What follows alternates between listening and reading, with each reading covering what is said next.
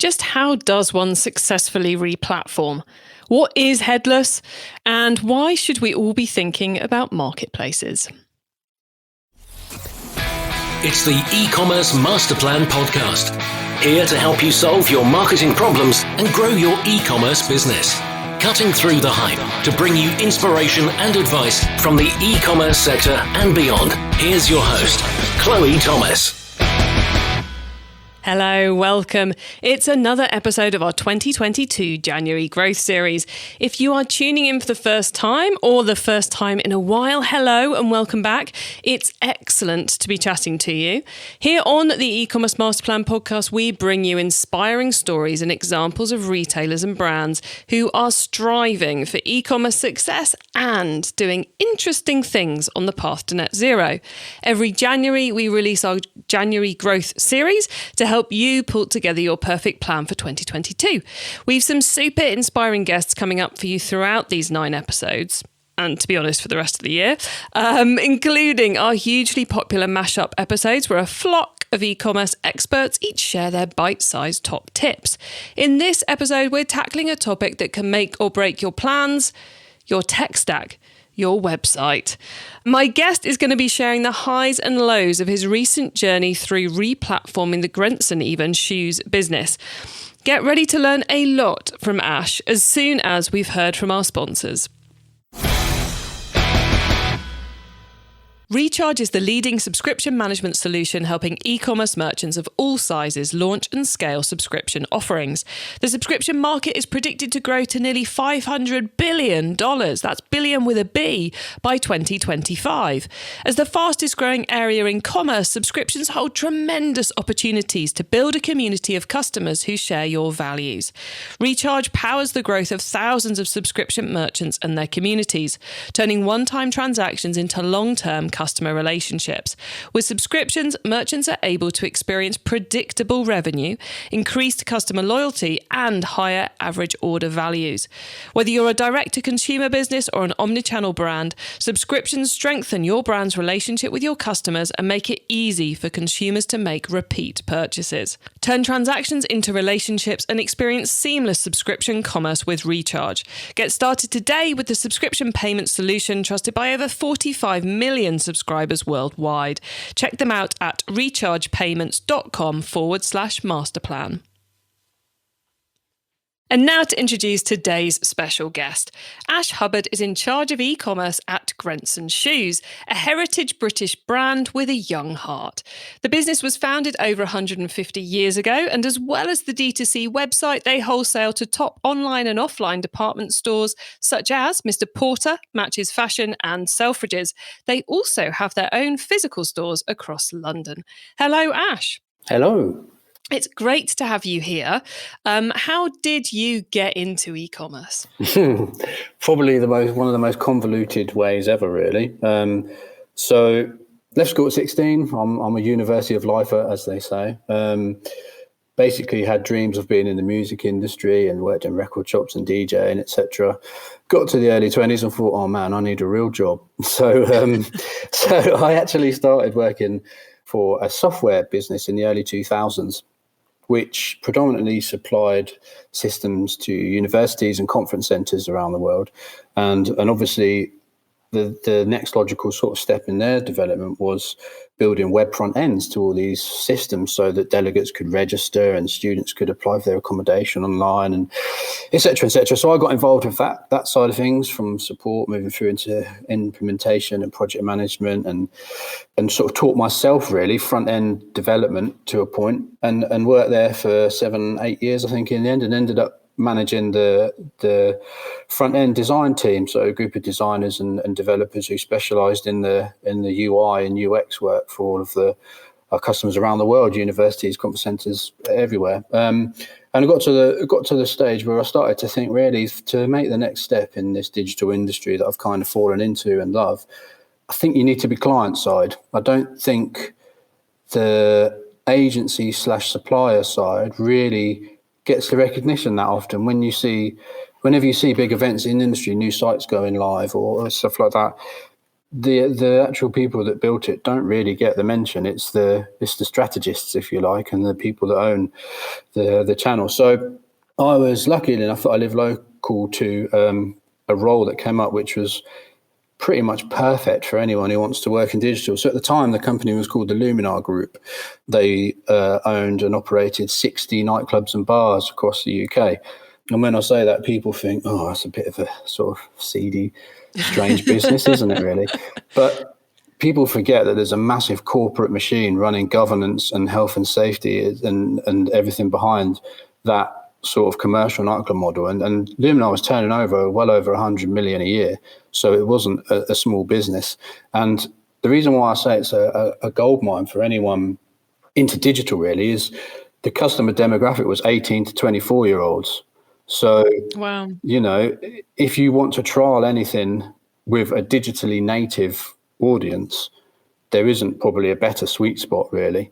It was great because I had lots of ideas that I wanted to put into practice. I had a very good manager who wanted to push these ideas and leverage them. We had budgets, which is the key thing, really. And we broke a few firsts, really. We had in-app ordering in all the venues for iOS and Android, so you could browse the drinks and menus, etc., and order, and then a few minutes later you just get an alert and you can go and pick up your drinks paid from the bar instead of queuing 5 or 6 people deep. So we rolled that out. We had 60 venues, like I said, across around 8 or 9 brands. So I managed all of the e-commerce platform for those. All the ticket sales and advance and bookings, etc., were all handled online, which was quite a challenge, but a great thing for the CV, a great learning curve, really, managing those many different brands on a single platform and the intricacies of multi-site, multi-brand, all these sort of challenges that come along with it is a great baptism of fire.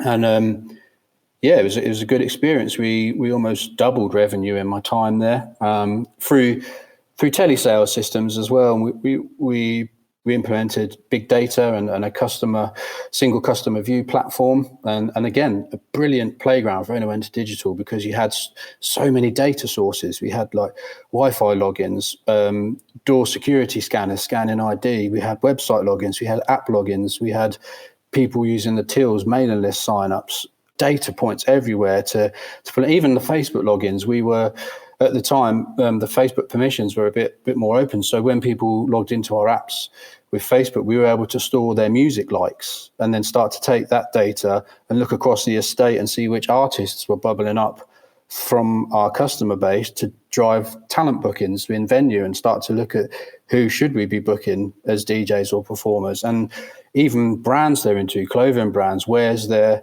similarities between certain brands and trends, and what can we look at and start to mold our marketing in. So it was amazing, basically. Certainly, Ash, listening to that, my brain is going, whoa, that's so much more complex than e-commerce, but a form of e-commerce too. Yeah, definitely. It's just intangible goods. It was tickets. It wasn't, we weren't delivering a box product. We were delivering digital PDFs, basically, for a price. And all that experience working with the complex tech stack that you had at Luminaire with the nightclubs and building tech stacks essentially in the job before, I guess makes you very well positioned to do a big e-commerce replatforming project. I'd hope so. Or does it make you more frustrated than the average e-commerce manager, director, head of as the process rolls along? I think it probably frustrates our agency partners more when they see the size of the spec I've given them with fully documented XML schemas for APIs and JSON REST paths and data models and everything like that. But yeah, it does get frustrating sometimes when you know how quick changes can be done. But obviously, when a third party's got to work on them, they've got other priorities and other customers. And whilst you can't, the left side of your brain tells you that, the right side of the brain is like, come on, just hurry up and do it. You know, where's my work? But so Ash, the replatforming project you've just been through for Grenson, why was the decision made to do it? Because I think that's one of the hardest things a business has to work out is when the right time is to shift. Our hand was purely forced by expiring tech, really. We were Magento 1 users. So we probably chanced our arm, to be fair, and left it as long as we could to make the decision. But yeah, it was a tough one to make because we were actually happy with things the way they were. We had frustrations, but the replatforming also drove quite a lot of maybe unintended consequences. Mm-hmm. For example, our agency supplier that we had a relationship with Magento, was an Adobe partner. So it meant that if we didn't stay with Magento, we had to almost throw the baby out with the bathwater, because it meant getting a new systems implementer to come and build anything else that wasn't Magento, which was a difficult decision to have to make, because you're kind of stepping into the unknown with maybe a new platform and the unknown with a new agency, whilst trying to keep a business running through probably the most difficult period since, I don't know when, since World War II probably, in terms of global turmoil. So yeah, I guess if we can survive that and replatform, we can do anything really. And you mentioned you were with an Adobe partner on the M1 platform. How did you come about deciding to leave the Magento ecosystem or the Adobe ecosystem? Harping back to my roots, really. Obviously, like I said in the start, a lot of my early experience was with the public sector in university. So I ran quite a big tender, to be honest. And I went into lots and lots of detail around tech within that tender, and not just the business requirements, but really trying to understand the nitty gritty of the offerings. I think we invited all of the majors, Shopify, Magento, BigCommerce were a bit of a late entry, and some more bespoke, smaller platforms. And as we started getting the results back from some agency partners and actually the software vendors themselves, it quickly became a two-horse race with BigCommerce and Magento, mainly because of our multi-currency, multi-site requirements, mm-hmm. and ERP integration needs, etc. So it ruled out some of the smaller platforms, or those that would have required lots of different individual sites to be able to deliver multi-site functionality, which was Shopify at the time as well, unfortunately. So that's where that came to a close for us. But in all honesty, we got to the end of the tender, and there was almost a like for like with BigCommerce and Magento. And what really pushed us over the edge, I think, was, and I still actually think we made the right decision, even with what happens today, is Magento feels like it's being shoehorned into a cloud-based application. BigCommerce felt like it's built to be a cloud-based application as a SaaS model. Mm-hmm. And we're a fashion brand. We don't want to be managing servers and web hosting environments and becoming PCI compliant at a data warehouse level, really. So BigCommerce sounded like the best opportunity for us at the time, and we're live with them since August. So I guess that tells the rest of the story, really. And I guess having gone through, I mean, I'm a fan of a detailed tender doc. Myself, I've created several over the years, but they won't have been anywhere near as detailed as the one you put together. So any tip, simply because of your background. So how crucial do you think putting the right inputs into the process was to getting an accurate outcome at the end? For me personally, I think massive, because if you want to prevent scope creep and change in any project, you've got to clear your requirements and your needs up front as detailed as possible, really. And we've all been there. We've all bought products and worked in projects at certain levels where all of a sudden you get 3 weeks in and you realise one of your requirements isn't possible, and there's a mad panic from everyone to look at workarounds and how we can achieve the end result. And I'd be lying. I think most people would be lying if they said they haven't been there working with software, really. Would you like to know my worst one? Go on, yeah, because it means I don't have to say any of mine. Yeah. I'm happy to share this with everybody. I was working on a book website. I was hired to project manage, from the client's perspective, a new build of a website in the book sector. And the book sector, for anyone who's in it, is a nightmare, because you've got about 8 million. At that point, there's about 8 million products, because you take the data feed from the big warehouses and you then have all these books. Then you have to find a way of trying to create an attractive website with this minging database, basically, to try and pull into it. And there are specialists in how to deal with book data. And obviously, it really slows down a website and all the rest of it. But the client decided not to go with the specialists, which was very frustrating, and to go with someone else. Now, there were key parts of this spec was one, the client's stationery products were to be sold. So there was an element of product that were manually set up by the client and fed out of their warehouse. There were the physical books that we were selling as per the massive database. And there were ebooks that people could download. And throughout the build process, we're going, how are we doing on the ebooks? Oh, yeah, it's fine. How are we doing on the ebooks project? Yeah, it's fine. We got to 2 weeks before live and I went, and can we see the ebooks interface? What ebooks interface? Yeah. And it was like a totally new database. And we knew how difficult it had been to do the first one. And yeah, that was, yeah. Yeah, I can imagine. A few late nights after that. For them, more than for me. But that's, again, the beauty of being client side and not agency side, isn't it, really? Yeah, one thing I will never own is a web agency. No. Anyway, we digress massively, Ash. So clearly putting the right inputs at the beginning is crucial to doing this and properly assessing what you need. How far into the future for your needs were you looking as you put together that tender?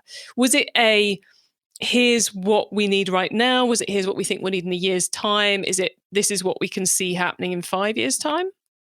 The honest answer is I didn't really have a time scale on it.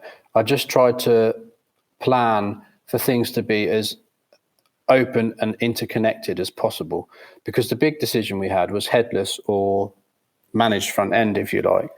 And again, it goes back to what I said earlier. Headless in theory sounds lovely, and it's a great thing to talk about if you've got an in-house resource to manage. But unless you've got a pretty structured tech team, it's basically a bespoke website. There's content management systems that can handle the headless side of things, but you're going down a road that is very expensive to maintain potentially.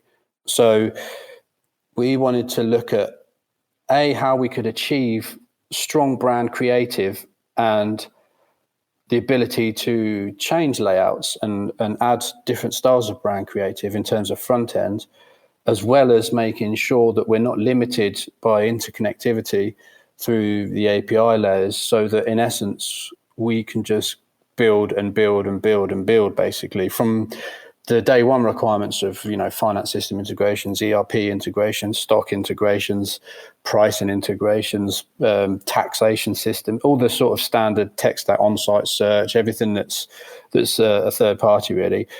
But even in the time that we started that project and we signed on the dotted line, I think late 2019 to choose our vendor, the industry's changed massively already. We've gone through COVID and the high street's in essence taken a massive knock, and retail as a whole is shifted. And within that, I'm just so glad that we've got the connectability that we have and the ability to surface data through the channels that we have, because it almost has weatherproofed us through that storm. So have you ended up headless or non-headless? No, not headless. Not headless. So one of the beauties of BigCommerce really is they have a language. Well, they don't. It's not theirs. They utilize the handlebars logic, the JavaScript sort of handlebars framework, and through that you can basically build your own templates and build logic into the templates. But realistically, we still sort of treat it like you would manage a headless thing. So the theme isn't just some skin and styling on the website. It's almost an application in its own right. So we've built custom middleware using Laravel, and that handles the transformation of data between third-party systems and brings them into a common format for BigCommerce to be able to ingest and export, etc.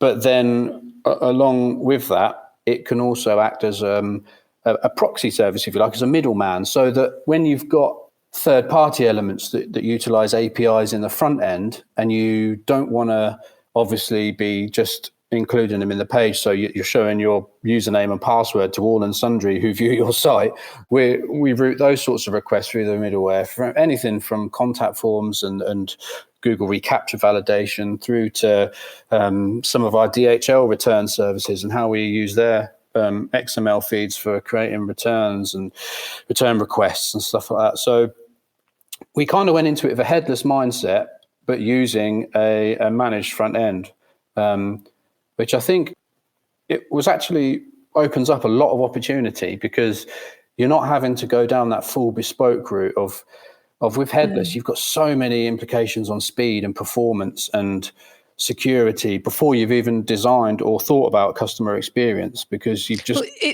it makes me think a little bit, like you said, you didn't want to self-host and deal with all that nightmare. You wanted to go into the cloud and have a system that dealt with that for you, because you're a fashion brand. You're not, a technology finance house, experts. Yeah, exactly. And it strikes me as the same thing with the not going headless is you want something that works, that enables you to play to your strengths and to do the right thing for the brand, but you don't want to have to worry about all those extra layers. Oh, that's exactly right. And the change and the updates and the upgrades to them and the knock-on effects of upgrading one element that breaks another.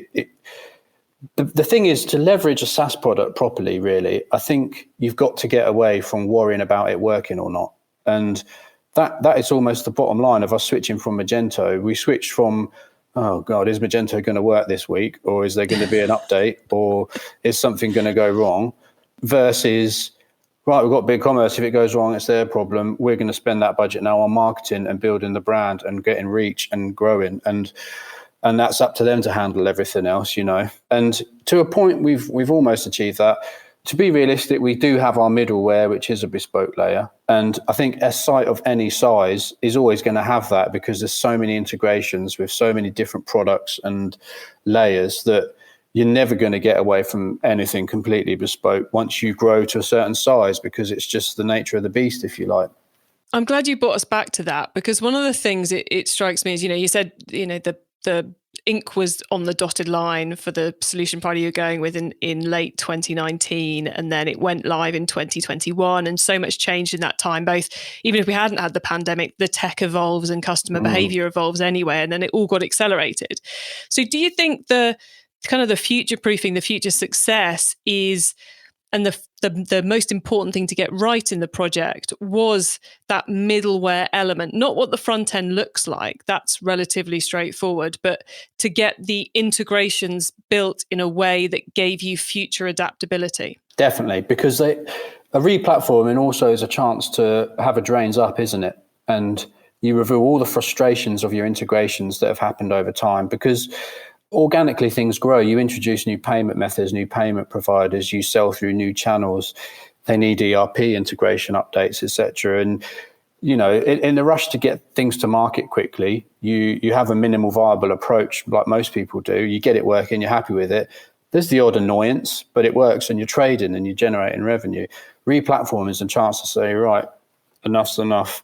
How would we approach this to get it perfect? And that was one of the things that we've done with that middleware, is really doubled down our efforts on that ERP integration. And we had bespoke elements added into the ERP's API layer to better facilitate processes. And we've come up with such a robust integration there. I mean, without naming names, etc., our ERP powers all of our downstream elements, really. So once an order is placed on our e-commerce platform, it's dropped into the ERP system, which then handles pick, pack, dispatch, fulfillment, the lot, really, integration with carriers, with Scurry, which then integrates with carriers, etc., etc. So getting it right at that point is critical. And you think, well, that sounds easy. You just post an order into the system and you're like, yeah, that would be easy if you were selling in one currency and you didn't need different invoice formats with tariff codes and weights information and everything else to export now, even to Europe, etc. So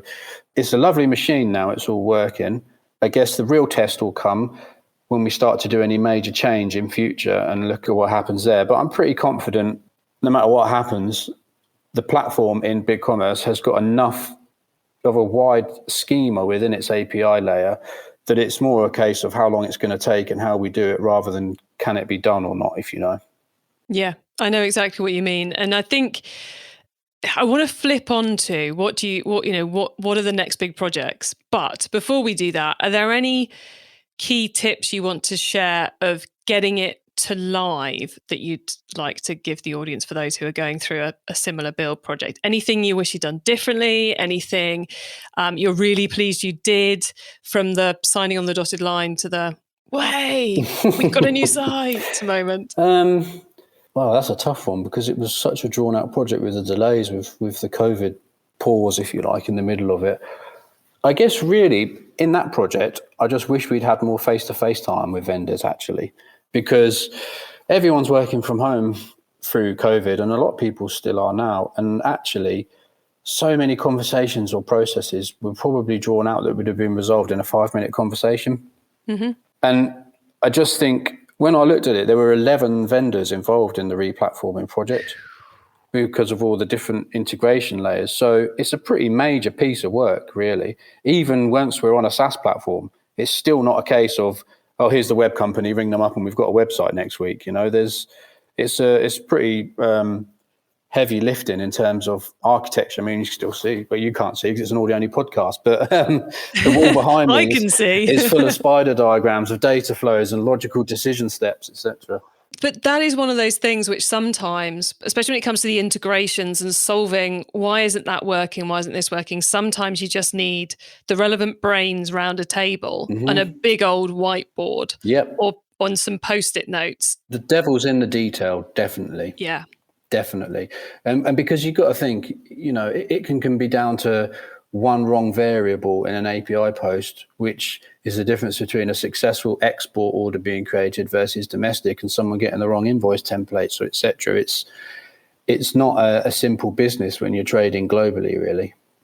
Oh, so true. The hours I spent in a previous life trying to work out whether the 0 or the 1 meant subscribed or unsubscribed for various different criteria. And every vendor's got their own way of handling a Boolean result, haven't they? So it's fun and games. Anyway, I said we were going to flip onto the future stuff. Now, your site finally went live in August. We are talking about this in November. Yes, everyone, Ash agreed to give up time in November to talk to us all about this. This is going live for everyone to see in January, by which point I suspect you'll be hitting the green light on some of those projects that over the extended build period, you've been like, I want to do that, but I'm just going to let the site go live. Then we'll deal with Q4 and then we'll do the next phase. So what's got you excited about the new possibilities of the platform for 2022?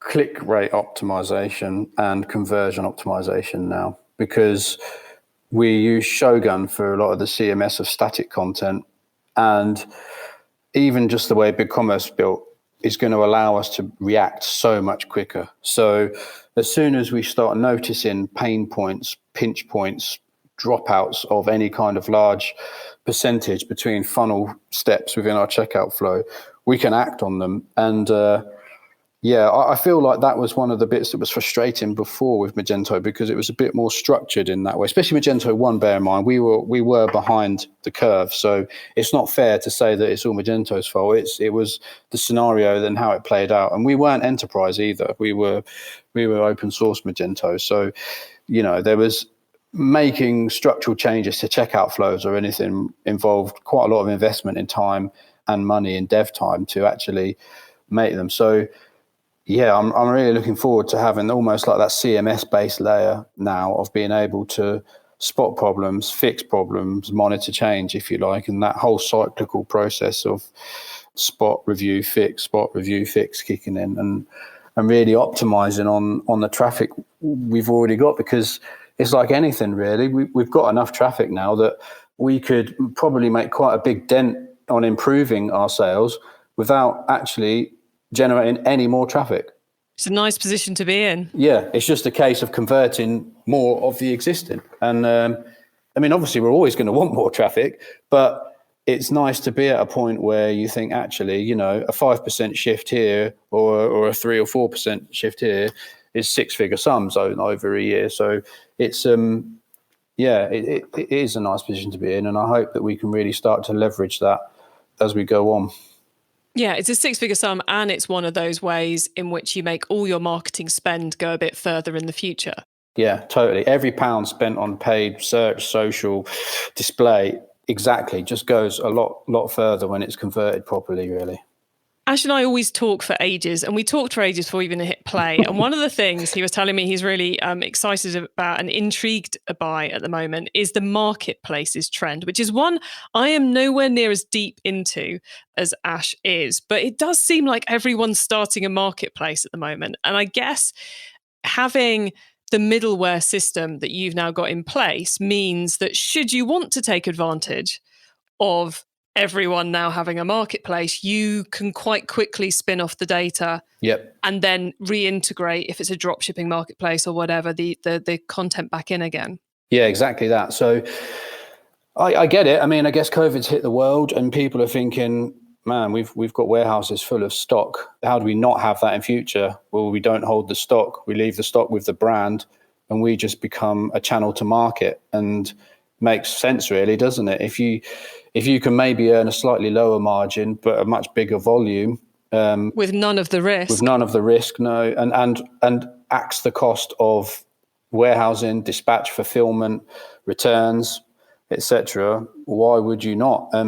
It's almost at the point where retailers are becoming channels and brands in their own right, known for their selections rather than for availability of stock, etc. So, I mean, ultimately, you have to be where the consumers are, don't you? Really, for any retail business, it's sort of like you've just opened a website, maybe as you're a startup and you've got your new business, and you think, wow, I've got this website and I'm going to make loads of money. Well, no, you've actually just opened the smallest shop on the biggest, most busiest high street in the globe, and you don't even have a neon flashing light outside to say we're now open. So, you've got to. Sometimes it can be a lot cheaper and faster to grow by adopting a marketplace model or a third-party listing type model than trying to fight against them and take customers from your Amazons or your Zalando or someone like that, when actually you could just list with them and be in the mix and get the reach. And then if you're telling your brand stories properly, then obviously the hope is the repeat customers come direct to you and you've given them a service and they feel close to your brand and they feel like you know them and you understand them and it's a bit more personalized and you go from there. But yeah, I can definitely see the trend. I mean, it's a fantastic time to be a brand at the minute because DTC is getting easier and easier and consumers are open to buying from brands more and more and more. And I just think it's such a fantastic opportunity to grow direct sales now. There's risks, obviously, because you mentioned the risks there of the stock with a marketplace. That's now on us. You know, that's not retailer X's warehouse full of hundreds of pairs of Grenson shoes that they've got to take the punt on whether they sell or not. That's now on us, on our manufacturing. How much do we produce for demand? Which styles are going to be the hits, which aren't? There's less of a. If you haven't got as much of a traditional wholesale model, you don't have buyers coming in seasons in advance, predicting trends and giving you a bit of an insight into what they're buying to make you think, right, we need to double down on our production on these styles or whatnot. So there's definitely changes, but again, it's just so nice to actually be in a position where you think, well, yeah, if we need to just spin up with a new channel, it's weeks or a month at most, rather than this full drawn out, oh man, how do we integrate this? We've got to go and find a new vendor that can do data aggregation and blah, blah, blah, and go to tender. And it's just lovely being in that position, really. Yeah, it gives you the choice of going, which marketplaces do we want to become a part of? Not can we become a part of any marketplace? But the point I'd like to make to everyone listening is it's really important to make sure you're on the right marketplaces because, you know, you guys at Grenson, you're a luxury fashion brand that shouldn't be everywhere, quite frankly, and it would erode the brand, whereas being on certain marketplaces enhances the brand. Definitely. And it's basically that wholesale model, really. I mean, obviously, being in the right stores in years gone by has been a great marketing channel for us, because if you're in America and you're walking into a Neiman Marcus or a Nordstrom, or you're in the UK and you're walking into a Selfridges, or you're looking online at Mr. Porter or whatever, and you're seeing Grenson, it's almost like social proof, isn't it? It's validation that it's a real brand and it's good because these people sell other brands I like, so they're there. But that is shifting, definitely. And I think the marketplace model is interesting because I guess there's some of them where they come at it as though they need brands because they need to generate turnover. And then there's others that probably aren't quite there yet, where brands need to think, do I need them? And I guess that'll be really interesting over the next few years to see who else makes the shift into a marketplace model versus a traditional sort of stockholding retailer.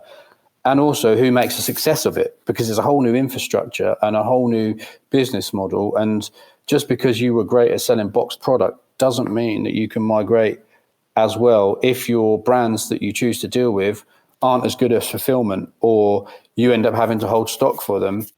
Well, and I think there's a third one in there as well, which is watching, especially for a brand like yourselves at the luxury end or in a specific niche, where you need to watch the marketplaces you're selling on to make sure they don't become, they don't take the Amazon route of we'll take everybody. And, yeah, definitely. And it becomes a mess and no longer a good fit for the brand. Therefore, that benefit is eroded. Yeah, and there's a lot of mechanics behind it. I mean, you want to almost vet these marketplaces, because even though they may be really popular and successful, if it turns out that their customer service is really poor, or their returns management or something like that, or post-purchase, any element of it is poor, that reflects on us. I mean, we do have it now from time to time. Our customer services teams get, I bought this from X, Y, Z. I'm not really happy with what they've told me, so I'm coming to you. And you think, well, your contract of sale's not with us, so we can help you. But yeah, it's just awkward, and you just don't really want to create more of that, really. You want to know that the people you're dealing with have got the integrity to fulfill as you would to your customers directly, because it's an extension of your brand, really, isn't it? It is. And it again, I come back to the point you made about we're a fashion brand, therefore we don't want to be dealing with hosting and we don't want to be dealing with this. It's also, if you've gone to all that effort, as you went to great effort to make all the integrations work, to avoid the anomaly things that have to be manually dealt with, you don't want the anomaly customer calling up because the people you're partnering with have let you down, because it creates the same problem, just in an audio world rather than an API world. But there's one thing which I do want us to highlight before we move into the top tips, which is we are now on e-commerce master plan taking our kind of growth for good e-commerce sustainability angle. And there's something you guys do which is really cool, which is around helping people keep their Grenson shoes working forever longer, which is obviously one of the key things we all need to do, is use our products for longer and throw them out less often. So tell us a little bit about how core that is to the brand. I think it's going to become more, it's actually a service we've offered for a long time. But I think, as you say, it's becoming more and more prevalent in people's minds now about we're almost heading back into that mend and repair rather than replace mindset, which is fantastic. And yeah, because of the way our shoes are constructed, they can be sent back to the factory here and resold probably around 3 or 4 times before you get to the point where there's pretty much not enough material left to stitch another sole onto, if you like. Because we're not talking about if you go down the high street or the mall and you go to the stall and they slap another sole on the bottom. We're talking about literally re-sewing, isn't it? So basically your shoes will come back. They'll go, there's a thing called a last, which is basically the shape of a foot is the inside of the shoe, and it determines the sort of width, fit and toe shape, instep and all that sort of stuff. And each shoe is made on its own last. So we'll put your shoes on the last pattern that they were actually made on, remove the sole completely, but we actually keep your insoles. So even though you'll get a brand new outer sole on your shoes, they still will fit like your old shoes did, because they're molded to your feet where you might have worn them for a number of years, etc. So yeah, it's a fantastic service, really, and it applies across the range. So we can do it with the sneakers, the more formal shoes, obviously boots as well, and I believe we can do it even with some of the vegan products too. So we have vegan products in the range that are made from non-animal product. They're Vegan Society certified. So yeah, even as they start to wear down, it's not a case of replacing them. They can be sent back and looked at too. So it's a fantastic service, and one that we're actually trying to look to build on online and digitally. And how can we make it easier for the customer to get shoes back to us securely without them being damaged or lost in transit, etc., and our factory to turn them around. I mean, I guess that's the beauty of having your own manufacturing, really, is that that you can leverage things like that. We're not reliant on any sort of third parties. E-commerce Master Plan is supported by some of the greatest companies in the e-commerce sector. Here's a reminder of who they are. To sell successfully on Amazon and or Walmart, you need to be optimizing everything. Your ads, your products, including the ones you're planning on launching, your SEO, product availability, and your product pages. At the heart of all successful optimization is the right data. You need the numbers on what your products are doing, what's happening in your product categories, and what your competitors are up to, across PPC, SEO, and sales. Without all of that, you are flying blind and missing opportunities. Oh, and don't forget you need it for all the Amazon regions you're selling in. Basically, your marketplace success is all about the data you have and how well you use it. That's why you need to try out DataHawk. They'll provide you with all the data you need and help you analyze it to make the right decisions about how to grow your sales. Try DataHawk today, the #1 FBA seller software and e-commerce analytics platform for sellers, vendors, and agencies. You'll get it for 14 days free and unlimited trial.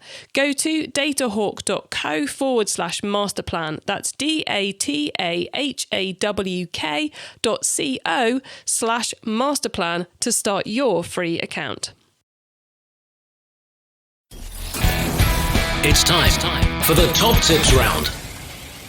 Okay, I love this section because it gives me and our listeners some really quick ideas for taking our businesses to the next level. So Ash, are you ready for the top tips? Well, I don't know how top my tips would be, but yeah, let's go for it.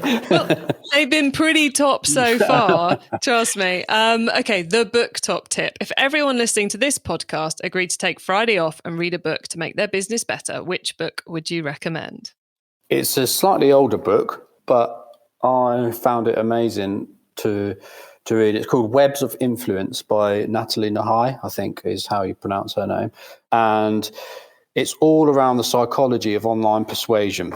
So it's a real nice read into why we decide to do what we do when we're looking at content and interacting with the website online. And obviously, you know, it's not all about the conversion of a sale. Sometimes it's a micro or macro conversion of a mailing list sign up, or using a category filter or something else. So it's I found it took some of what I knew and assumed and either set it straight or blew me totally out of the water, and just made me think about things in a slightly different light for when you're building pages and looking at things. And yeah, I think it's just an interesting one to have in your back pocket, if you like, once you've read it, because it's the biggest challenge to all of us, isn't it? Making someone buy at the end of the day. It's e-commerce's biggest problem. How do you get someone to press add to cart and, more importantly, hand over their hard-earned money to you?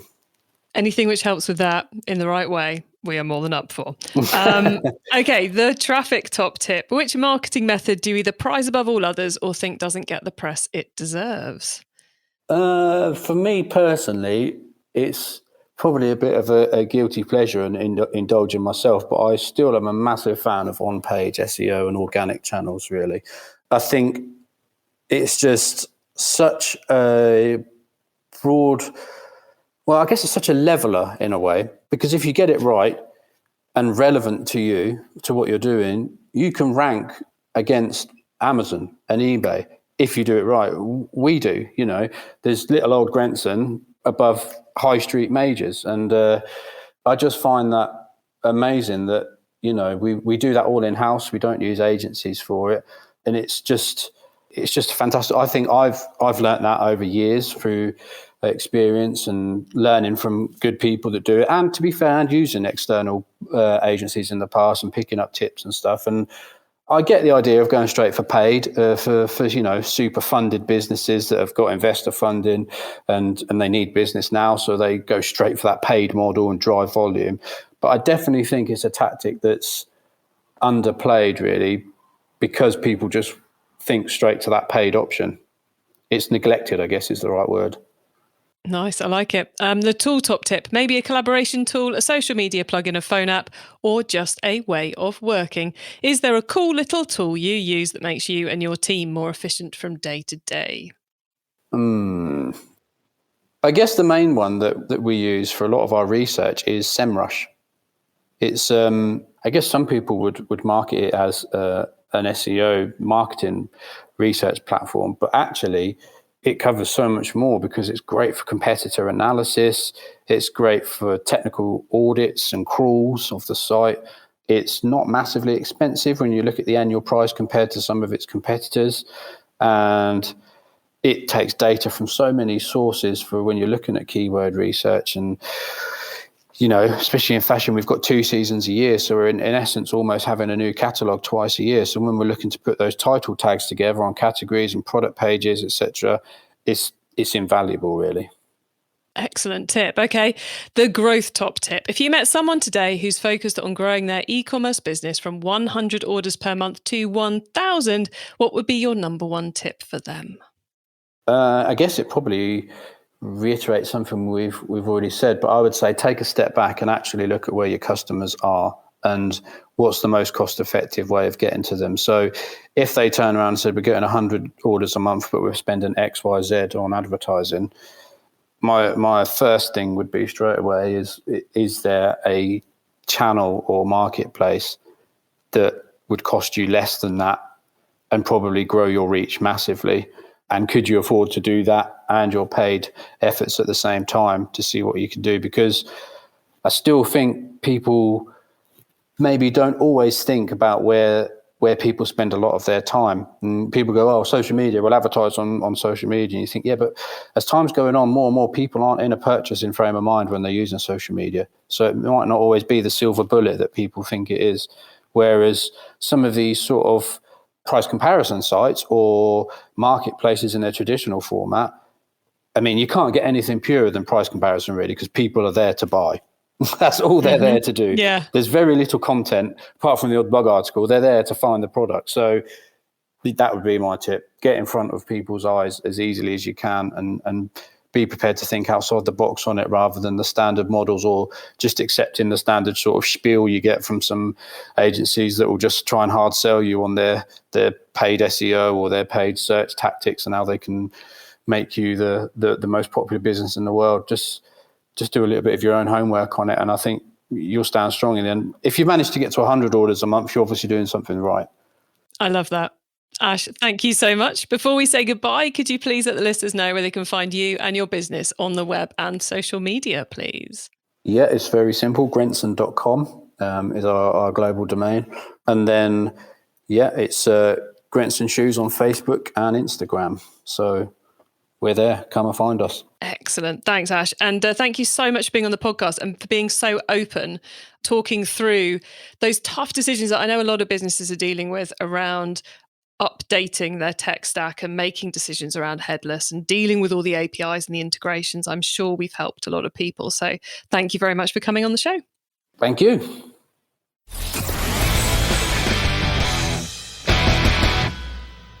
So there you have it. Some of the ins and outs and things to consider if you're going through that re-platforming, re-updating your tech stack to get it fit for whatever is coming in 2022 and beyond.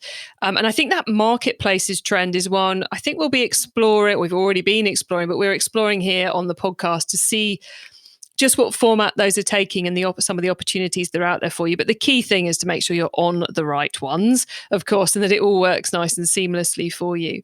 And I love the way in which, with an expensive shoe product, they are enabling their customers to have that product fully repaired or rebuilt, as they frame it up on the website, to extend the life of that product. So as it's therefore creating less or making better use, I suppose, of the Earth's resources. So even the businesses you wouldn't expect have that sustainability element in them. Now, when we finish recording, Ash offered to, if anyone wants to have a chat with him about their replatforming processes or anything else we discussed about, you can get hold of him via his LinkedIn profile. And we'll put a link to that in the show notes on the website. Talking of the show notes on the website, you can get your hands on those, which have the notes from today's show, including our top tips, links to what we've mentioned, and Ash's LinkedIn profile. Go to ecommercemasterplan.com/podcast.